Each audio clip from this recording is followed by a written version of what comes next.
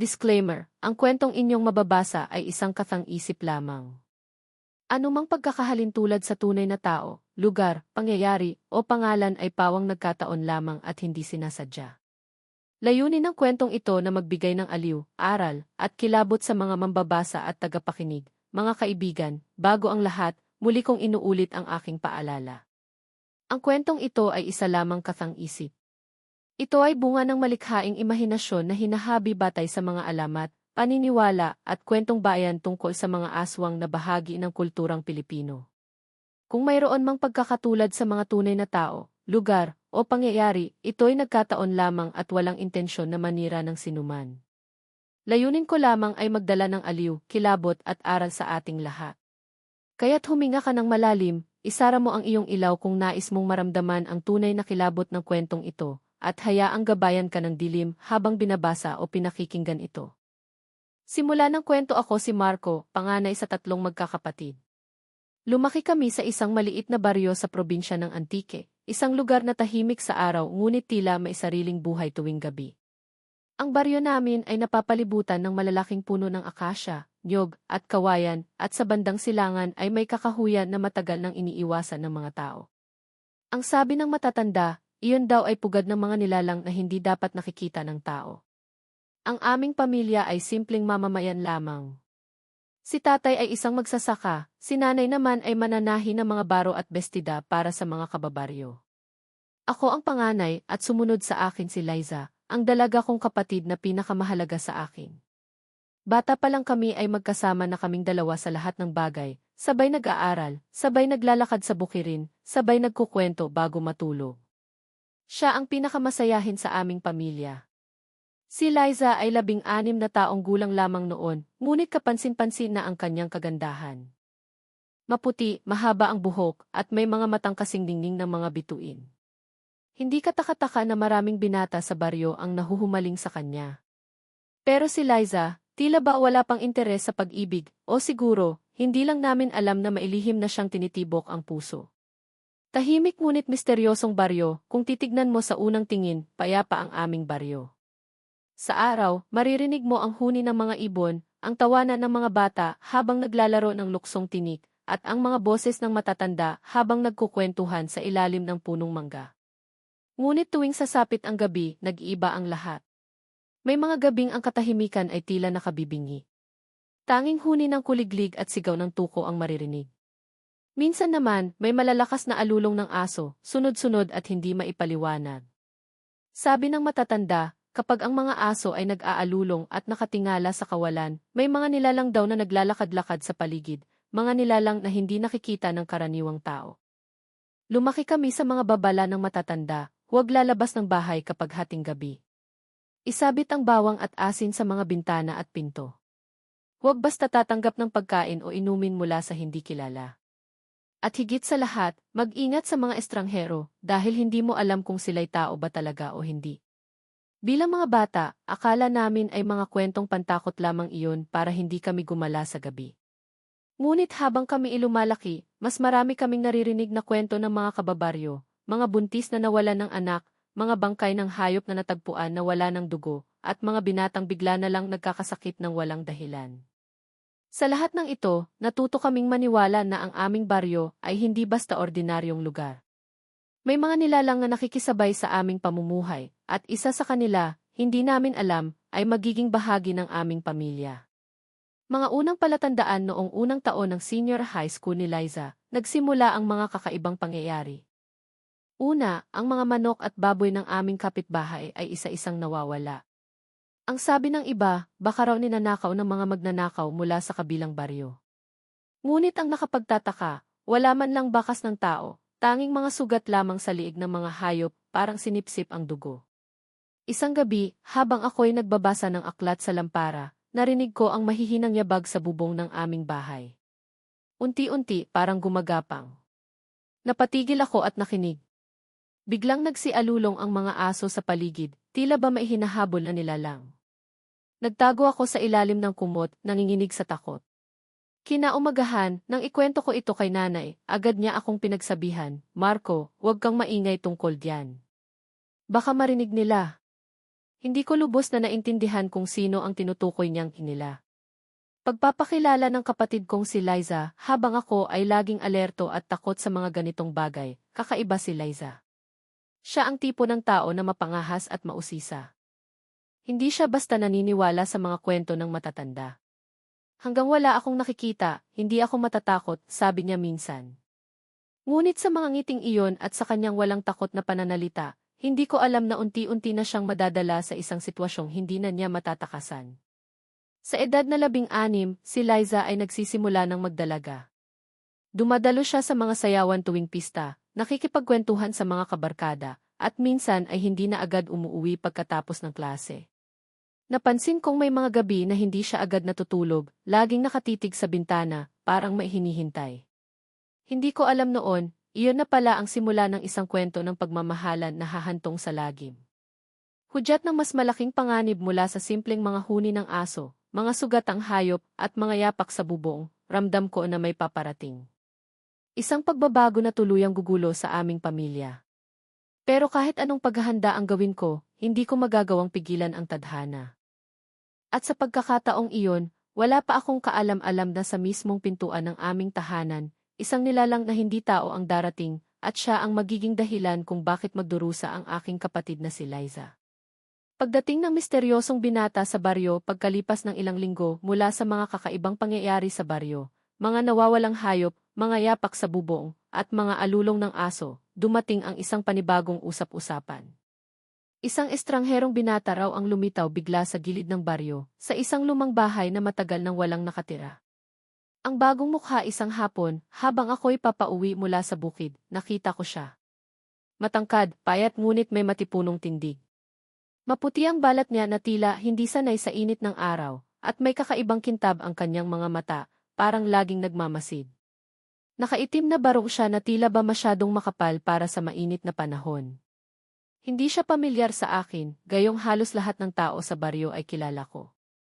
Naglakad siya ng mabagal, tila ba sinusukat ang bawat sulok ng lugar.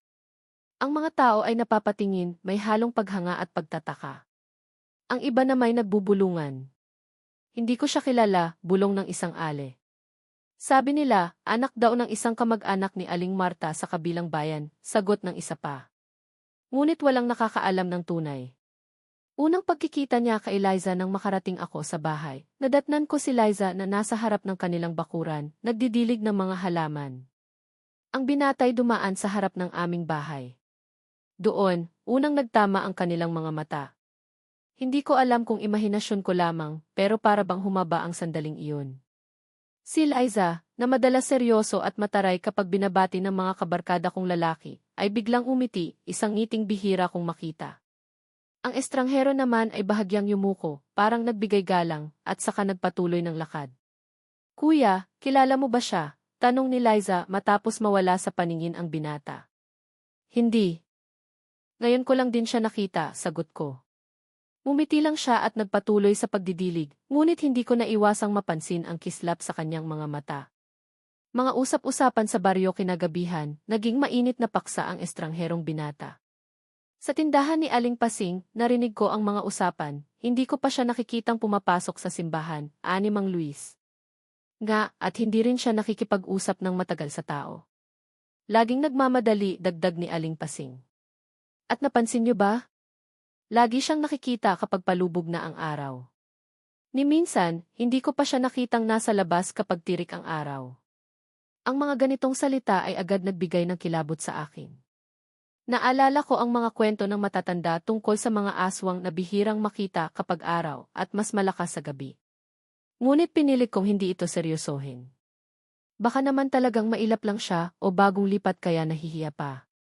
Paglapit sa aking kapatid makalipas ang ilang araw, nagsimula na siyang lumapit kay Liza.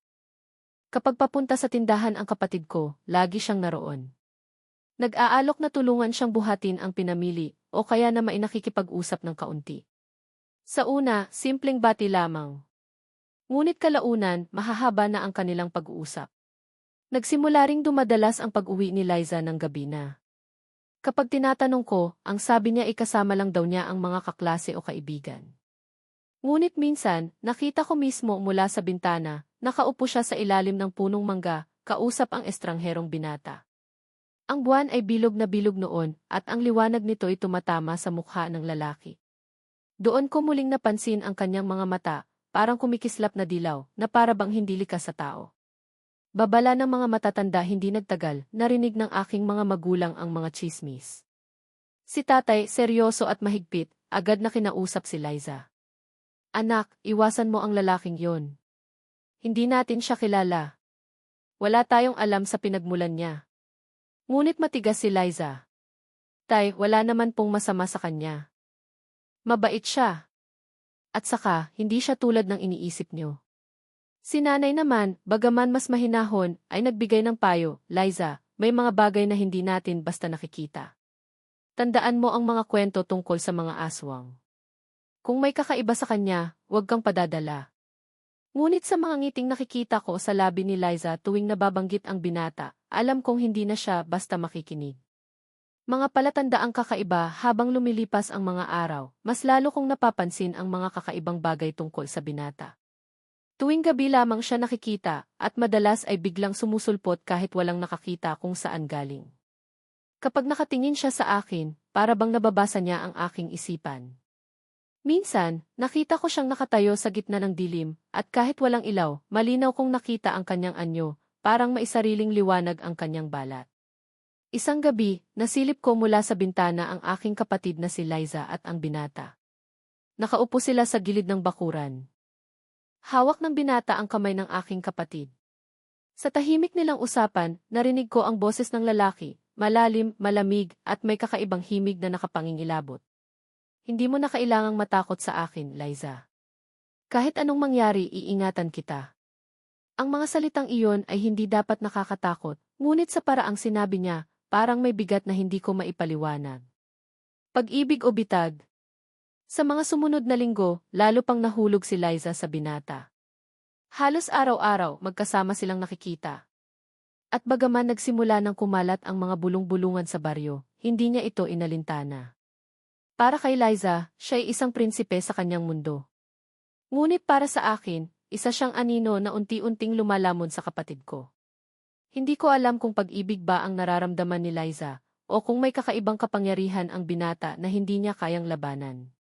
At sa aking puso, ramdam kong may mas malaking panganib na paparating. Hudyat ng bagong yugto isang gabi, habang ako'y pauwi mula sa bukid, nadaanan ko ang gilid ng kakahuyan. Sa malayo, nakita ko ang siluetang pamilyar, ang binatang estranghero. Ngunit hindi siya nag-iisa. Katabi niya si Liza, nakahawak sa kanyang kamay habang papasok sila sa madilim na gubat. Nang sandaling iyon, alam kong hindi na ito basta simpleng pagkakaibigan o pagkakaibigang uso.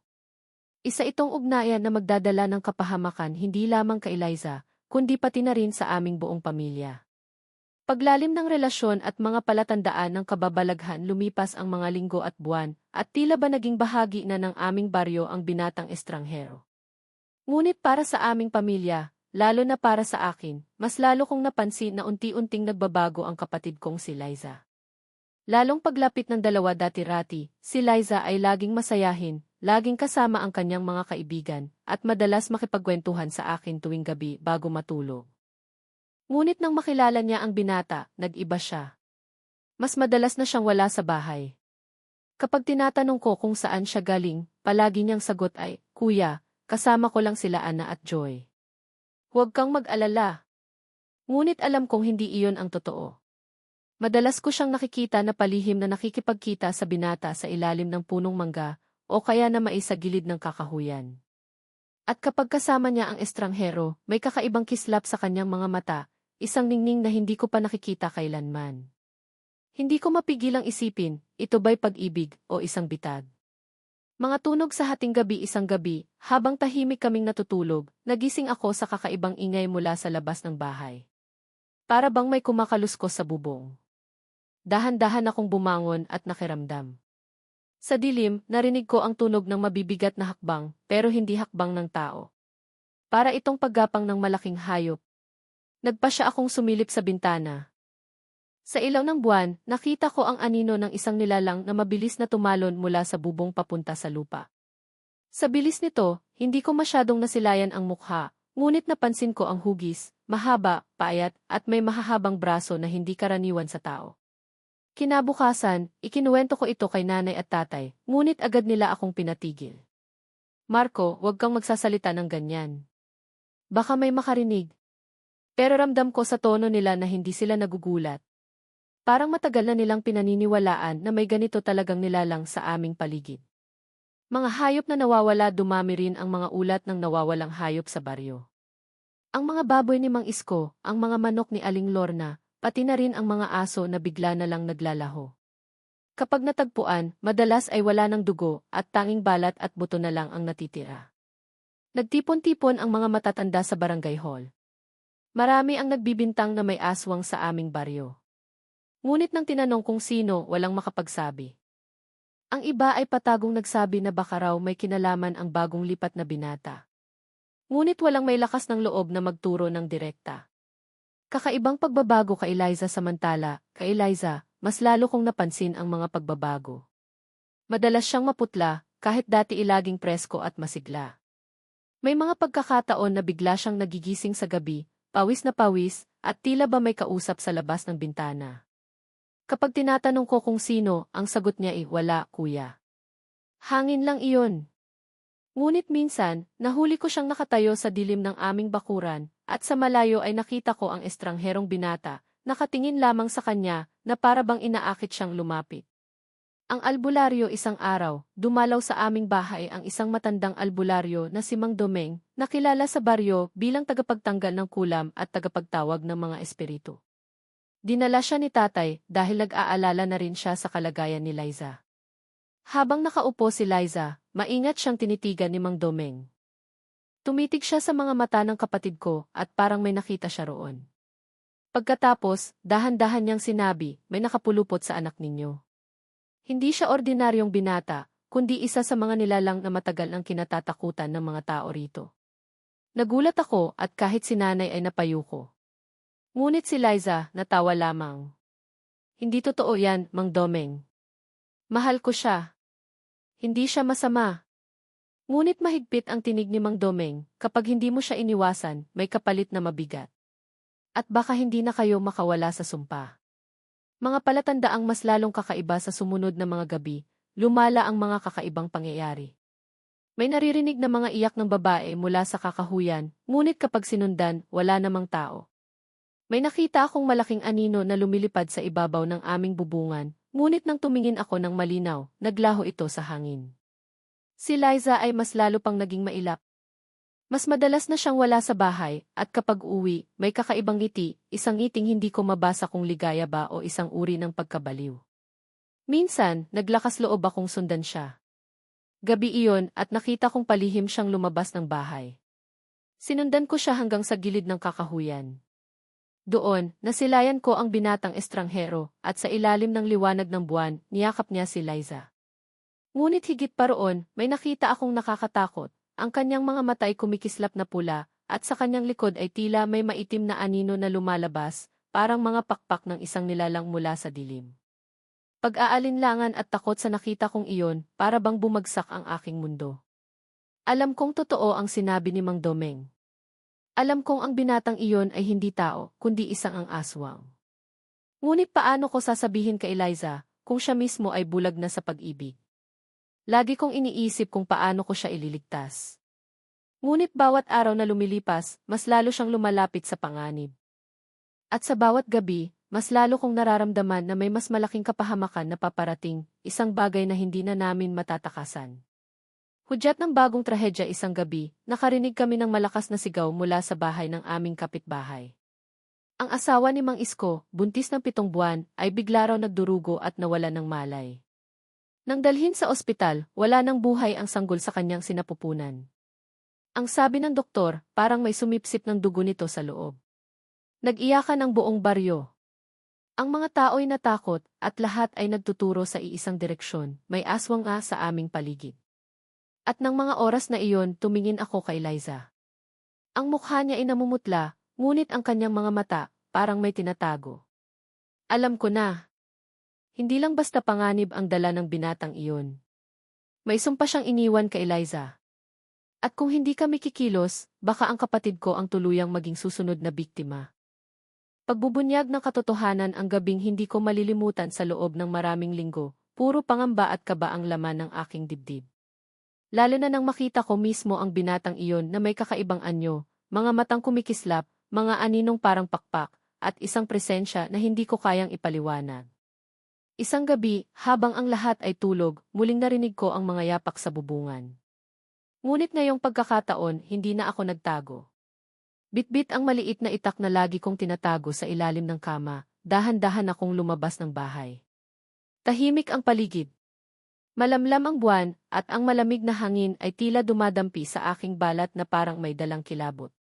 At doon, sa ilalim ng punong mangga, nasilayan ko ang isang nakagigimbal na tanawin. Si Liza, nakaupo sa lupa, yakap ng binatang estranghero. Ngunit hindi iyon ang dahilan ng aking pagkabigla. Nakita kong may dugo sa labi ng binata, at ang liig ng aking kapatid ay may bakas na parang kagat. Nanginginig ang aking katawan. Gusto kong sumugod, gusto kong sumigaw. Ngunit tila ba napako ako sa aking kinatatayuan. Ang kakaibang pag-uusap narinig ko ang bulungan nila. Hindi mo na kailangang matakot, Liza, malumanay ngunit malamig na tinig ng binata. Mahal kita. At kahit anong mangyari, hinding-hindi kita pababayaan. Sa'yo lamang ako at sa ating magiging anak. Napatigil ako. Anak! Agad na napatingin si Liza at nakita ko ang mga luha sa kanyang mga mata. Paano kung malaman nila? Paano kung malaman ng pamilya ko ang totoo? Ngumiti ang binata, ngunit iyon ay ngiting hindi nakakapagpakalma. Isa iyong ngiti ng isang nilalang na sanay sa dilim. Hindi na mahalaga. Ang mahalaga, tayo'y magkasama. At sa dugo natin, isisilang ang isang bagong nilalang. Parang bumagsak ang langit sa aking ulo. Hindi lang pala basta nadadala si Liza ng kanyang pagmamahal. Buntis na siya, at ang ama ng kanyang dinadala ay isang aswang. Ang pagkakabunyag dahil sa takot at galit, hindi ko napigilang sumigaw. Liza! Lumayo ka sa kanya! Nagulat sila pareho. Tumayo agad ang binata, at sa mga mata niya inakita ko ang tila apoy ng galit. Ngunit mabilis din siyang umiti, isang ngiti na mas lalo lamang nagpalamig sa aking dugo. Ah, ang mapanuring kuya, Anya. Matagal ko nang alam na pinagmamasdan mo ako. Pero wala kang magagawa. Pinili ako ng kapatid mo. Pinili niya ako, hindi ikaw. Lumapit siya sa akin, mabagal, ngunit may bigat ang bawat hakbang. Natawid niya ang liwanag ng buwan, at doon ko tuluyang nasilayan ang kanyang anyo. Ang balat niya ay parang mas maputla kaysa dati. Ang kanyang mga mata ay nagliliyab sa pula, at sa gilid ng kanyang mga labi may bahid ng dugo. Huwag kang lalapit, sigaw ko, sabay taas ng aking itak. Ngunit tumawa lamang siya, isang halakhak na nagpalamig sa paligid. Hindi mo ako kayang saktan, tao. Ang panig ni Liza, ngunit higit akong nasaktan nang magsalita si Liza. Kuya, tama na. Huwag mo siyang saktan. Mahal ko siya at anak ko ang nasa sinapupunan ko. Halos mahulog ang itak sa aking kamay. Anak! Liza, hindi mo ba alam kung anong klaseng nilalang siya? Hindi siya tao. Ngunit sa halip na matakot, tumayo si Liza at humawak sa kamay ng binata. Kahit ano pa siya, mahal ko siya. At hindi niyo ako mapipigilang mahalin siya. Para akong tinuhog ng sibat. Ang kapatid kong lagi kong inaalagaan, lagi kong pinoprotektahan, ngayon ay nasa panig ng isang nilalang na matagal nang kinatatakutan sa aming baryo. Ang pag-uwi ng gabing iyon, wala akong nagawa kundi umuwi na umiiyak. Ang itak na hawak ko ay tila wala ng saysay.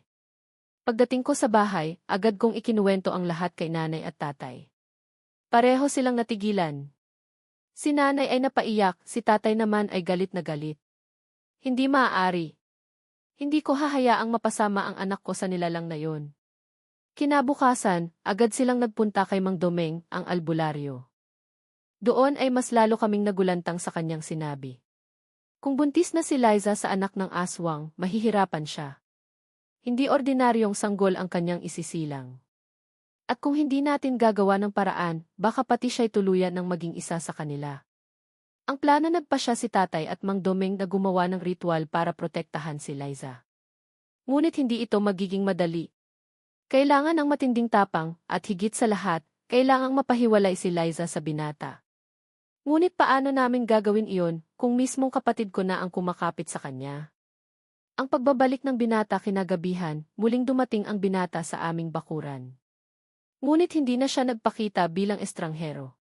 Sa harap naming lahat, nakita naming nagbago ang kanyang anyo, humaba ang kanyang mga kuko, nanlilisik ang kanyang mga mata, at ang kanyang tinig ay parang halimaw na mula sa kailaliman ng lupa. Akin si Liza, mariin niyang sabi. At walang makakapigil sa akin. Agad na kinuha ni tatay ang itak at hinarang siya. Ngunit mabilis na nailaga ng binata ang bawat palo. Si Mang Domeng ay nagdasal at nagbato ng asin, at doon lamang siya bahagyang umatras, sumisigaw na parang nasusunog. Ngunit bago siya tuluyang lumisan, iniwan niya ang isang nakakakilabot na pahayag, hindi niyo ako kayang pigilan. Sa tiyan ng inyong anak, naroon ang aking dugo. At darating ang araw magiging isa rin siya sa amin.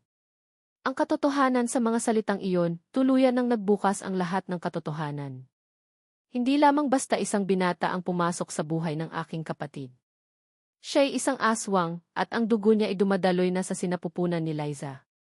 At mula noon, nagsimula ang pinakamalupit na yugto ng aming buhay, ang laban hindi lamang para iligtas si Liza, kundi pati na rin ang batang kanyang dinadala. Paglalaban ng pamilya at ng aswang ang paghahanda ng aming pamilya, matapos mabunyag ang lahat, hindi na pwedeng manatili kami sa tahimik na pag-iwas. Alam naming bawat araw na lumilipas ay mas lalong lumalalim ang pagkakagapos ni Liza sa binatang aswang. At higit sa lahat, bawat segundo ay delikado para sa kanyang dinadala sa sinapupunan. Si tatay, bagamat matanda na, ay matibay pa rin ang loob.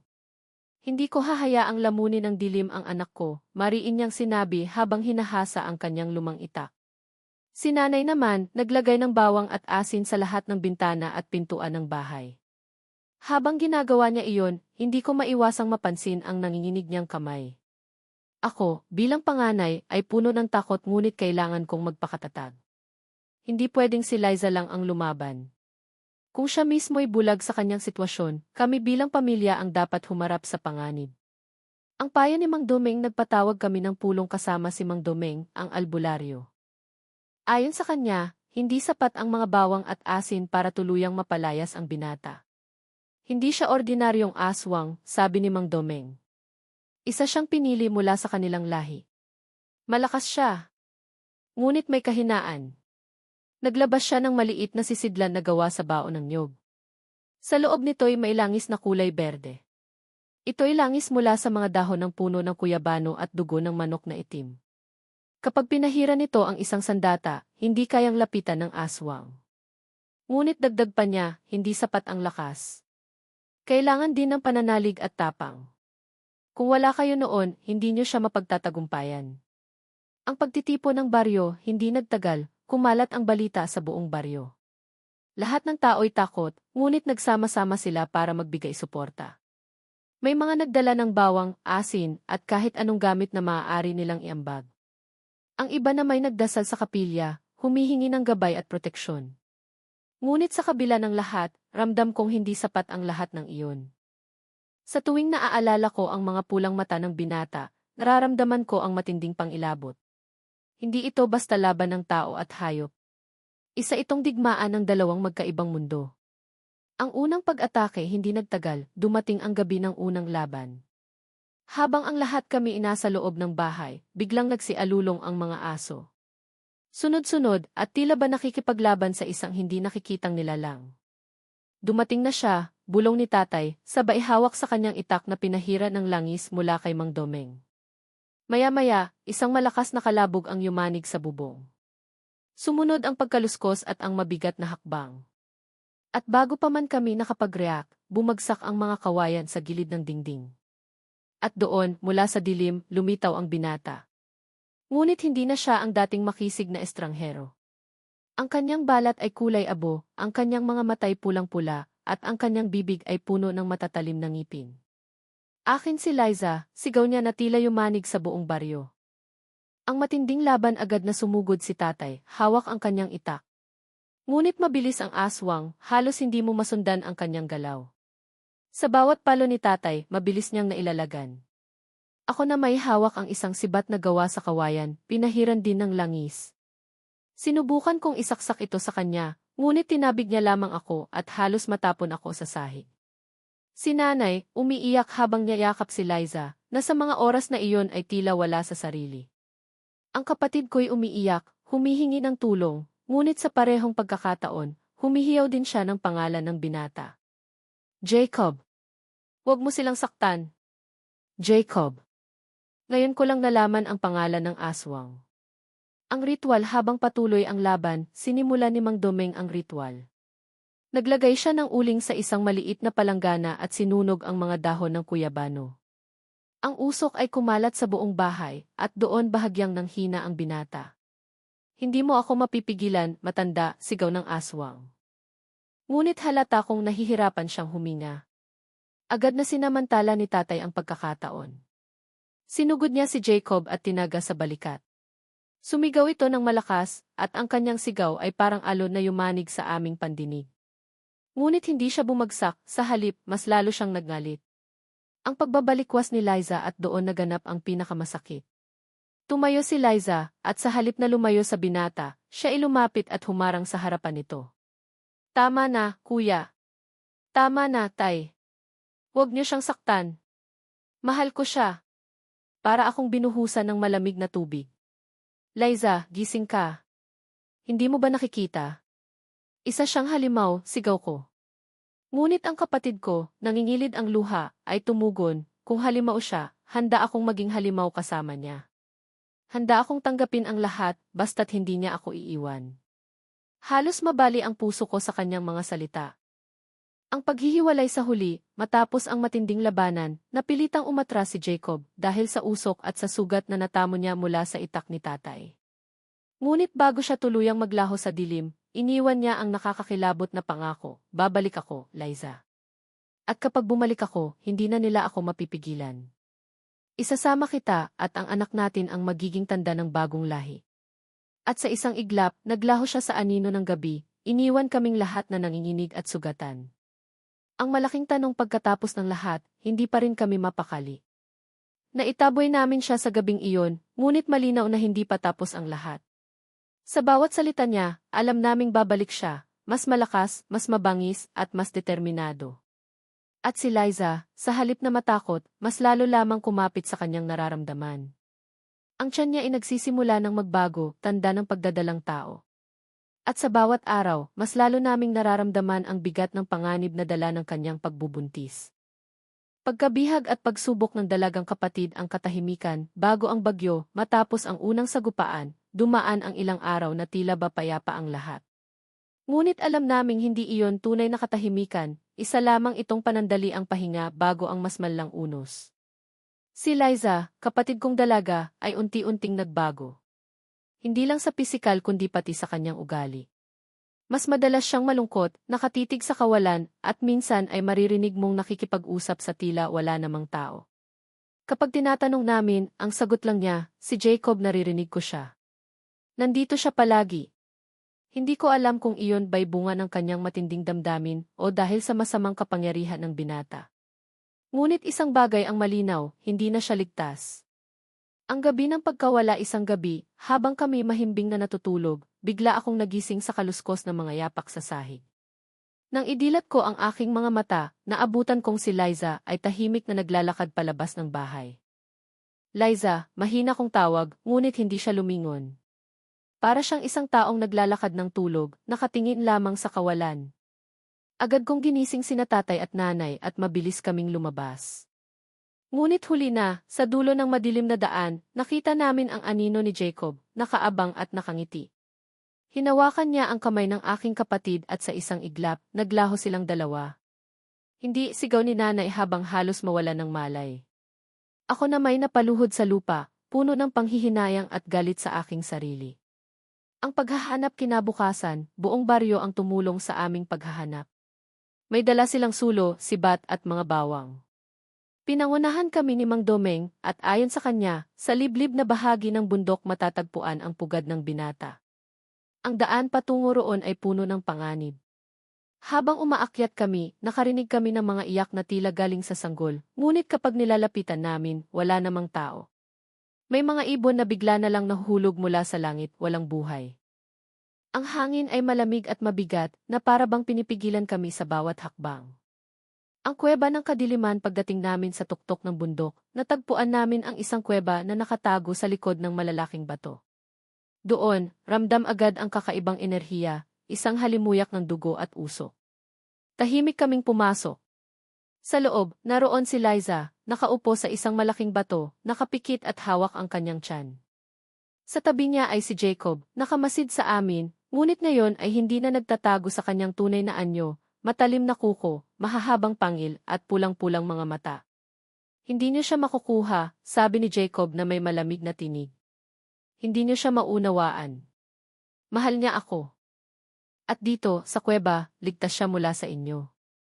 Ang paglalaban ng damdamin lumapit ako at sumigaw, Liza. Pumili ka, pamilya mo o ang halimaw na iyan. Huwag mong sirain ang buhay mo. Ngunit tumingin siya sa akin, may mga luhang dumadaloy sa kanyang pisngi, at ang sagot niya ay nagpatigil sa lahat, Kuya, pamilya ko rin siya ngayon. Siya ang ama ng anak ko. Paano niyo ako hihilahin palayo sa taong mahal ko? Parang sumabog ang aking dibdib sa sakit ng kanyang mga salita. Si nanay, umiiyak ng husto, halos gumapang palapit. Anak, babagsak ka sa impyerno kasama niya. Bumalik ka sa amin, pakiusap, ngunit sa bawat salita namin, mas lalo siyang kumakapit kay Jacob. Ang pagpapakita ng tunay na layunin habang patuloy ang aming pagtatalo, biglang tumawa si Jacob. Hindi niya naunawaan. Ang batang nasa sinapupunan niya, hindi lang siya isang sanggol. Siya ang magiging unang anak na may dugo ng tao at dugo ng aswang. Siya ang magiging tulay ng dalawang mundo. Nang marinig iyon, halos mabaliw si tatay sa galit. Hindi ako papayag na gawin ninyong instrumento ang anak ko, sabay sugod, hawak ang itak. Ngunit bago pa siya makalapit, isang malakas na hangin mula sa bibig ni Jacob ang tumulak sa kanya, dahilan para tumalsik siya at tumama sa bato. Hindi mo ako matatalo, matanda, malamig na wika ng aswang. Ang pagsubok kay Liza, ngunit hindi doon nagtapos ang lahat. Bago kami tuluyang lumaban muli, lumapit si Jacob kay Liza at hinawakan ang kanyang mukha. Liza, ngayon ang oras. Pipiliin mo ba ako at ang mundong ito, o pipiliin mo sila? Kapag ako ang pinili mo, iiwanan mo ang lahat ng nakasanayan mo at magiging isa ka sa amin. Lalong umiyak ang kapatid ko. Kita ko ang labis na takot at pagkalito sa kanyang mga mata. Gusto niyang bumalik sa amin, ngunit malinaw na mahal niya si Jacob. Gusto niyang ipaglaban ang anak niya, ngunit natatakot siya sa magiging kapalaran nito. Ang matinding pagkagulo sa sandaling iyon nagkaroon ng kaguluhan. Ang mga taga-baryo ay sumugod sa kuweba, dala ang mga sulo at sibat na may bawang. Si Jacob ay lumaban ng buong lakas, bumaliktad sa kisame, sumugod na parang hayop at pumatay ng ilang kasama naming taga-baryo. Ang sigaw at iyakan ay nag-echo sa buong kuweba. Ako naman ay pilit na lumapit kay Liza, hinahawakan ang kanyang kamay. Liza, pakinggan mo ako. Huwag kang padala sa sumpa nila. Ikaw ay tao, hindi ka kabilang sa kanila. Ngunit sa bawat paghila ko, mas lalo niyang hinihigpitan ang hawak kay Jacob. Ang pag-alis sa huli, nang malapit nang mapatay si Jacob sa dami ng sugat na tinamo, bigla niyang kinuha si Liza at tumalon sa pinakaloob ng kuweba, isang madilim na butas na tila walang katapusan. Naiwan kaming lahat na nagulat at walang magawa. Ang sigaw ni Liza ay tumatak sa aking pandinig, Kuya, at sa sandaling iyon, alam kong tuluyan na siyang nabihag, hindi lang ng katawan kundi pati ng kanyang puso at kaluluwa. Ang pag-uwi na walang kasama, bumalik kami sa baryo na sugatan, pagod at puno ng pangamba. Si nanay ay halos wala na sa sarili, si tatay ay sugatan at halos hindi makatayo. Ang mga taga-baryo na may tahimik, takot na takot sa mga nasaksihan nila. Ako, nakaupo sa gilid ng aming bahay, nakatitig sa dilim. Alam kong hindi pa tapos ang lahat. Alam kong babalik si Liza, ngunit hindi na siya ang kapatid na nakilala ko.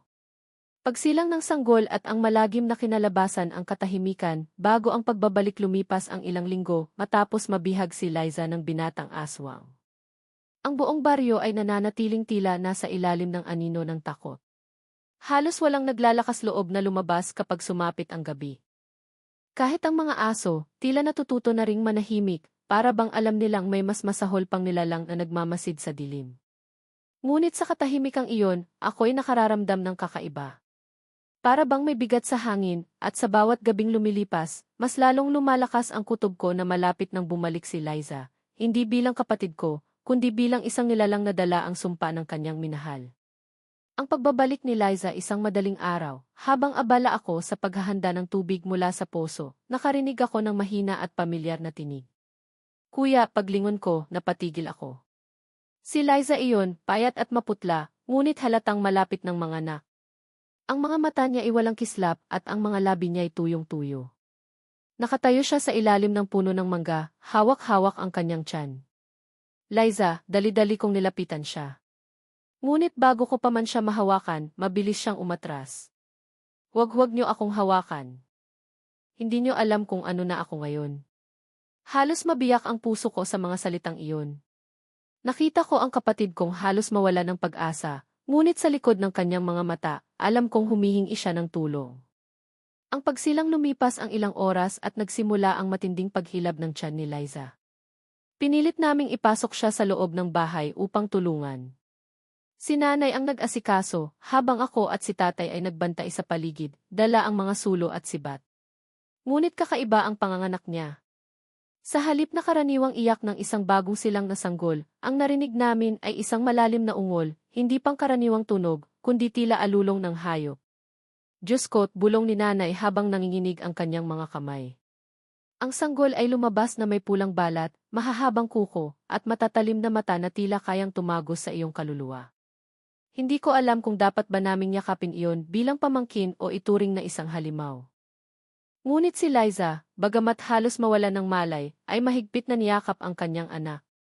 Anak ko ito, wala kayong karapatan sa kanya. Ang pagdating ng binata, wala pang ilang sandali matapos isilang ang sanggol ay biglang bumukas ang aming bintana. Pumasok si Jacob, sugatan man mula sa nakaraang laban, ay may ngiti pa rin sa kanyang labi. Kumpleto na tayo, wika niya habang dahan-dahang lumalapit kay Liza at sa kanilang anak. Ngayon, magsisimula na ang bagong lahi, ang dugong mag-ugnay sa tao at sa amin.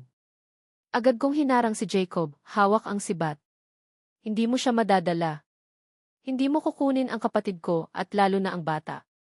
Ngunit sa isang iglap, nahawakan niya ang sibat at napilas iyon na parang laruan. Ang lakas na taglay niya ihigit pa sa aking inaakala. Ang pagsubok ng magulang si tatay, kahit sugatan pa rin, ay lumapit at itinulak si Jacob gamit ang natitirang lakas. Hindi mo madadala ang anak ko, halimaw ka. Bago ka makalapit sa kanila, kailangan mo munang dumaan sa akin. Ngunit mabilis na sinunggaban ni Jacob si tatay, at sa isang hampas, tumilapon siya sa dingding. Si nanay naman ay humagulgol habang niyayakap si Liza at ang sanggol. Tama na. Tama na, pakiusap, sigaw ni nanay. Kung mahal mo talaga si Liza, huwag mong ipahamak ang anak niya. Ang pagkawala ng kontrol ngunit tila hindi na si Jacob ang nakakausap.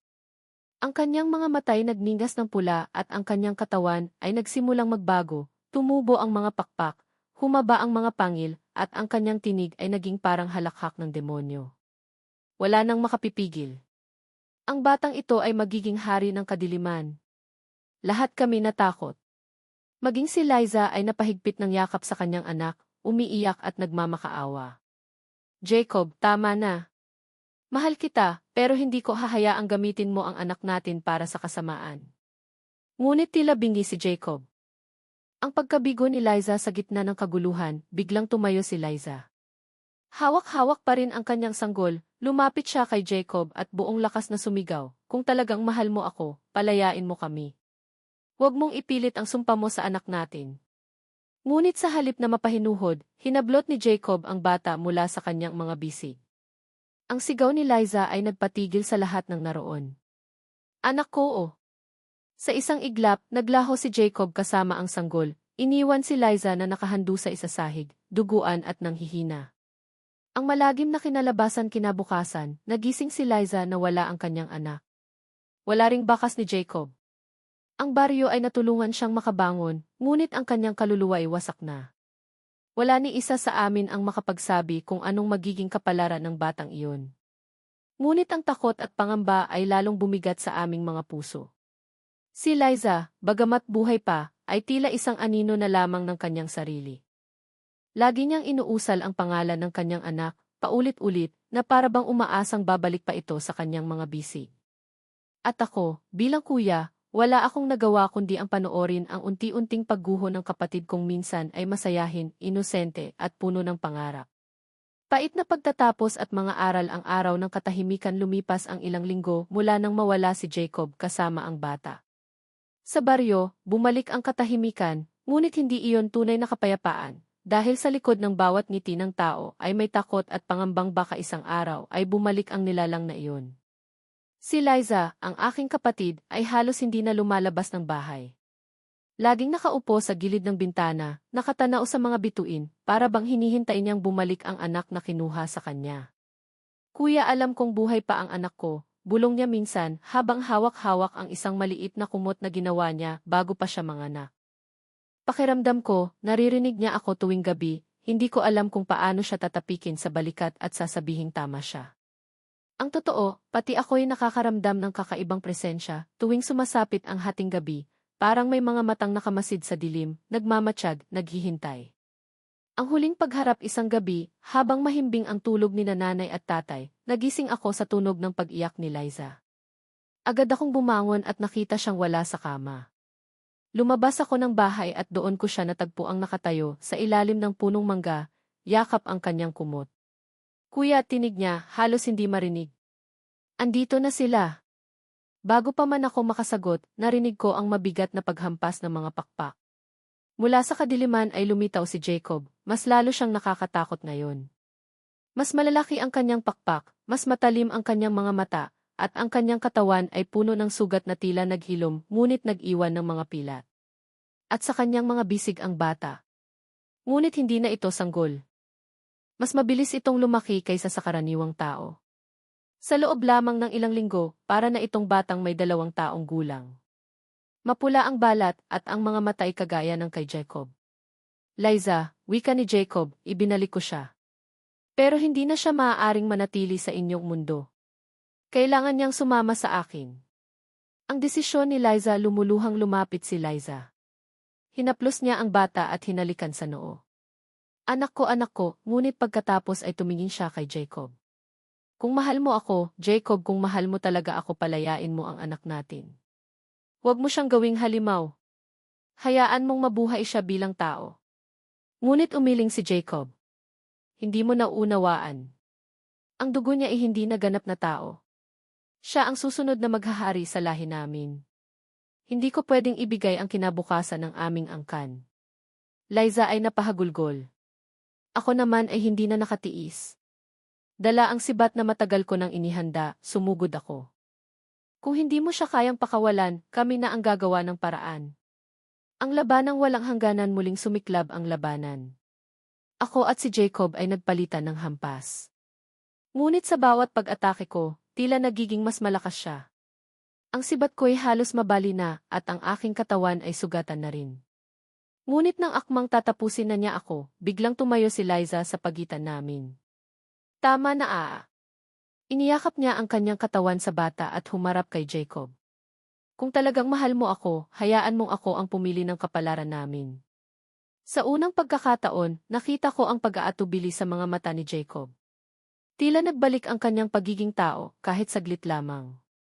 Ang sakripisyo, ngunit bago pa siya tuluyang makapagdesisyon, biglang naglabas si Liza ng maliit na bote na ibinigay sa kanya ng albularyo bago pa siya mabihag. Isang sagradong langis na kayang pumatay ng aswang. Patawad, Jacob, ibulong niya habang binuhusan ito sa katawan ng bata. Agad na napasigaw si Jacob. Ang bata ay umiyak ng malakas at isang nakakabinging alulong ang umalinggaw sa buong baryo. Ang katawan ng sanggol ay unti-unting naglaho, tila abo na dinadala ng hangin. Jacob, na noon ay halos mawasak na sa galit at lungkot, ay humiyaw. Hindi mo alam ang ginawa mo. Pinatay mo ang ating anak. Ngunit si Liza, bagamat luhaan, ay mahigpit na tumayo. Mas mabuting wala siyang buhay kaysa sa lumaki sa dilim. Ayokong makita siyang maging halimaw. Sa isang iglap, sumugod si Jacob at niyakap si Liza. at sabay silang nagliyab sa apoy na dulot ng langis. Sa harap mismo ng aking mga mata, nakita kong naglaho ang kapatid ko at ang nilalang na minahal niya. Ang pagkatapos ng lahat kinabukasan, ang baryo ay muling natahimik. Ngunit hindi na iyon ang baryo na dati naming kilala. Maraming bahay ang iniwan ng mga tao, natakot silang bumalik sa lugar na pinagmulan ng kasumpaan. Kami ni nanay at tatay ay naiwan, pilit binabalikan ang mga alaala ng aming anak at kapatid. Ngunit si Liza, na minsang naging masayahin at inosente, ay nawala na sa amin. At ako araw-araw kong iniisip kung may mali ba akong nagawa, o kung may paraan ba para iligtas siya nang hindi nawala ang kanyang anak. Ngunit wala na akong magagawa kundi dalhin ang bigat ng alaala. Mga aral ang kwentong ito'y nag-iwan ng mga sugat na hindi na maghihilom. Ang pag-ibig, kapag itinawid sa maling nilalang, ay maaaring humantong sa trahedya. Ang mga babala ng matatanda, gaano man katawa-tawa, ay may kaakibat na katotohanan. At higit sa lahat, may mga sakripisyong kailangan nating tanggapin, kahit masakit, upang maputol ang sumpa at iligtas ang susunod na henerasyon. Hanggang ngayon, tuwing hating gabi, naniniwala akong naririnig ko pa rin ang tinig ni Liza. Mahina ngunit malinaw, kuya, alagaan mo si nanay at tatay. Huwag mo akong alalahanin. At sa bawat pag-ihip ng hangin, ramdam ko ang kanyang presensya. Ngunit sa halip na takot, dala niya ay kirot at pangungulila.